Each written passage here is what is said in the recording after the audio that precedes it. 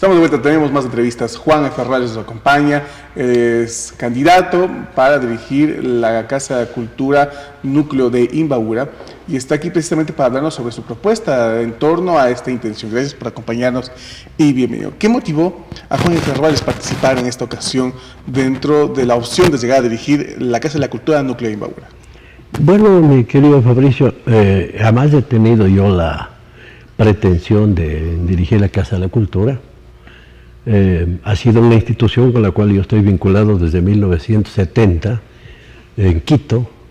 He tenido de hecho grandes amigos presidiendo la Casa de la Cultura a nivel nacional. Con algunos de ellos inclusive hice un viaje a Cuba para participar en representación del Ecuador en un evento mundial de cultura que se llamaba Cultura para el Desarrollo. Y he mantenido relaciones muy amigables con la Casa de la Cultura de aquí de Imbabura, con cuyos presidentes soy pues muy amigo, inclusive con Luis Rebelo, un poco menos, nos conocemos muy superficialmente, pero con Marcelo Valdospinos, por el mismo hecho de ser paisanos y de ellos haber estado vinculado al Instituto Otavaleño de Antropología, me liga una relación cultural desde que tengo 15 años. Mi primer libro de poemas yo lo publiqué precisamente en un mimeógrafo del Instituto Otavaleño de Antropología. Y con ellos hemos tenido pues infinidad de puntos de encuentro en el campo de la cultura. En todo caso, mi quehacer cultural ha sido más a nivel nacional, no necesariamente la Casa de la Cultura. La Casa de la Cultura no es el único espacio, es uno de los tantísimos espacios para hacer cultura, pero he estado vinculado al quehacer cultural, por ejemplo, dentro del Ministerio de Educación y Cultura, que era antes, donde fui coordinador nacional de cultura para el programa de nuclearización educativo. Fui contraparte nacional del experto de la UNESCO, Fabio Pacchiónica, para el proyecto OICO 780012. Fui coordinador de difusión cultural del Banco Central del Ecuador, con quien hicimos grandes cosas en el país y también aquí en Imbabura, en la época en que estaba Ronald Mosquera de gerente. He hecho actividades culturales en la Universidad Central del Ecuador. Allí formé movimientos culturales que tuvieron trascendencia nacional, como el Movimiento Cultural Noviembre 15. He tenido vinculación también con otras universidades. En el gobierno provincial de Imbabura fui su director de cultura y ahora estoy el director de cultura de la Universidad Técnica del Norte, aparte de ser miembro de organizaciones culturales a nivel local, a nivel provincial, nacional e inclusive internacional. ¿Hay una experiencia que usted tenga la posibilidad de dirigir algo así? Bueno, al ser director nacional de educación rural y además al ser el primer director nacional, imagínate lo que significa ir a crear toda una primera experiencia intercultural en el país en el campo de la educación. Yo fomenté precisamente la interculturalidad en el campo educativo. Organicé el primer encuentro nacional de la educación intercultural en Sayausí, en Cuenca. Entonces todo eso me ha dado experiencia para manejar organismos inclusive grandes como esta Dirección Nacional con mucha solvencia.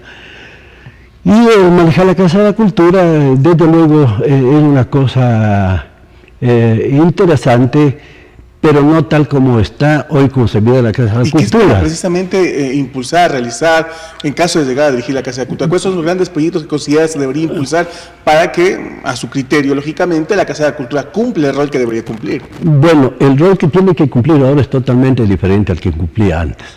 La Casa de la Cultura ha sido tachada con o sin razón y dependiendo de cada provincia, de ser, por ejemplo, una Casa de la Cultura demasiado elitista, que concentra a un grupo muy pequeño de actores culturales, especialmente de artistas. Pero la cultura abarca un espectro muchísimo más grande. Abarca las culturas vivas, abarca la cultura popular, las culturas urbanas, abarca las artesanías, abarca las industrias culturales. ¿Y eso le ha faltado? Abarca la 100%. No ha habido en absoluto políticas, acciones en ese sentido. Y de pronto eso puede haberse debido a que la ley anterior no lo exigía.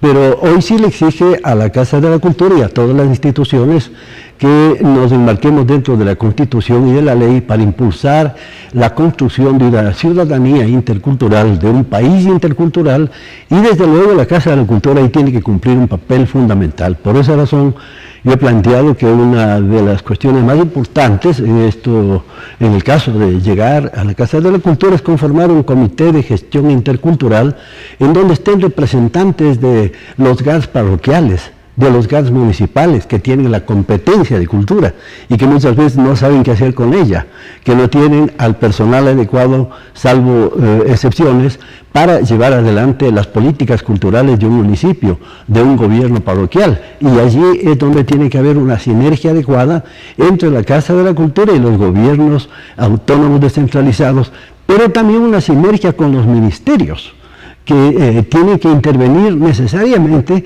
en acuerdo con la Casa de la Cultura para implementar proyectos como, por ejemplo, algo que reclaman los gestores y los actores culturales, la profesionalización de los artistas, ¿no es cierto? Eso vienen reclamando con insistencia.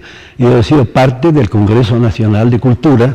Desde hace ya 5 años organicé el 4º Congreso de Gestión Cultural aquí en la universidad, en el año 2014, donde asistieron 600 gestores culturales de todo el país, y uno de los reclamos más importantes que tienen los gestores culturales es precisamente la necesidad de que el Estado les cubra con programas de profesionalización y capacitación, pero también con programas que tengan que ver con el aseguramiento social, porque son trabajadores exactamente con los mismos derechos que trabajadores de otras ramas del desarrollo. ¿Considera que la nueva ley de cultura realmente es un tema positivo para inclusive generar una nueva administración con la visión que está generando Juan F. Ferrales de la cultura?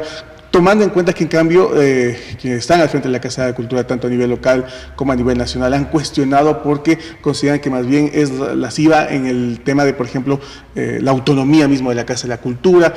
¿Cuál es su opinión al respecto? Bueno, yo estoy planteado también allí como precisamente mi plan tiene un título que dice propuesta de trabajo para el fortalecimiento y desarrollo de la autonomía de la Casa de la Cultura. La nueva ley de cultura no atenta a la autonomía.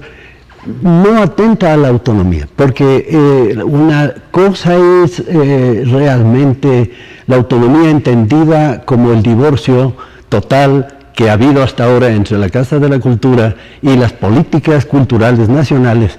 Pero otra cosa es manejar la autonomía dentro de un proceso cultural nacional, dentro de un sistema nacional de cultura, en donde cada institución, inclusive las universidades, cumplan con lo que tienen que cumplir. Pero no puede ser autonomía que utilicemos ese término para hacer lo que yo quiero sin que nadie me vigile, sin ningún norte, sin ninguna orientación, los artistas por acá, las universidades por acá, el Ministerio de Cultura por acá, absolutamente en una anarquía total, perdón la expresión, en un relajo total. Eso es lo que había. Ahora se está creando un sistema nacional de cultura que más bien fortalece las autonomías porque ubica a cada sector del Estado y de la sociedad civil en el rol que tiene que cumplir, en los objetivos que tiene que cumplir. Se está entendiendo mal y no han leído correctamente la ley. Muchos artistas que piensan que la ley de cultura les va a obligar a crear, por ejemplo, decir, tú pintor tienes que pintar estos temas y tú poeta tienes que escribir estos poemas. No, eso en absoluto se le ha pasado ni se le puede pasar a nadie por la cabeza. Que Juan F. Ferrales es el candidato de Movimiento País de cara a llegar a la Casa de la Cultura. No, yo no tengo, primero no soy afiliado a Alianza País. Segundo, no he sido correísta. Quienes leen mis artículos entenderán, habrán visto que he sido sumamente crítico. No se ha alineado al oficialismo ni... No, en absoluto. Yo apoyo totalmente todo lo que hay que apoyar en este proceso, no solamente ecuatoriano, sino latinoamericano, con artículos que escribo en periódicos locales, inclusive en periódicos fuera del país, porque este proceso ha tenido realmente avances históricos trascendentales, no solamente para la consolidación de la democracia en el Ecuador, sino de América Latina. no tengo absolutamente ninguna relación orgánica con Alianza País. A mí me lanza el candidato un Frente Nacional de Trabajadores de la Cultura que se viene formando desde hace rato, y a tal punto no tiene nada que ver esto que yo he solicitado, por ejemplo, al Ministerio de Cultura, que se aprestaba a rendirme un homenaje el día 28 de este mes, con motivo del mes del libro, ¿no? Un homenaje que estaba planificado desde hace 3 meses, que estaban inclusive cursadas las invitaciones. Yo les he pedido que por favor, al menos yo me abstengo de recibir ese homenaje mientras no pasen las elecciones, porque no quiero que exista absolutamente ninguna sombra de duda en que mi candidatura es oficialista ni nada por el estilo. Mi candidatura es totalmente... Finalmente, ¿quiénes la acompañan dentro de la lista número 2 que está tratando de llegar a dirigir los destinos de la Casa de la Cultura? Bueno, mi lista, lástima que de acuerdo al reglamento nos marca un número demasiado limitado. En ese consejo consultivo, por ejemplo, yo he planteado que tienen que estar, como he dicho hace un momento, representantes de los GATS, tanto cantonales como parroquiales, representantes de las culturas afro, representantes de las mujeres, de los jóvenes, del Ministerio de Educación, del Ministerio de Cultura, del Ministerio de Turismo.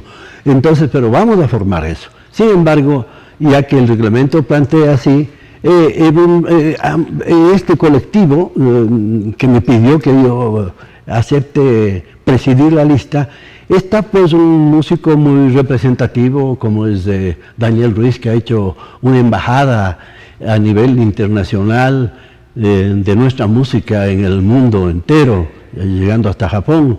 Está Mariuxi, que es directora de la Orquesta Infanto Juvenil.